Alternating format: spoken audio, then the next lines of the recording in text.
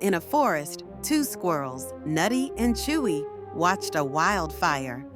"Oh no, our acorn stash," Nutty squeaked.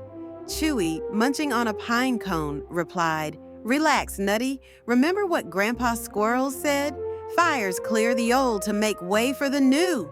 Nutty frowned. "But what about our home?" Chewy grinned.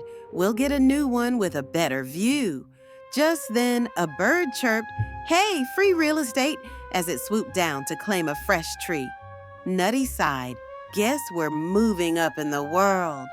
Remember to hit like, subscribe, and comment to support us.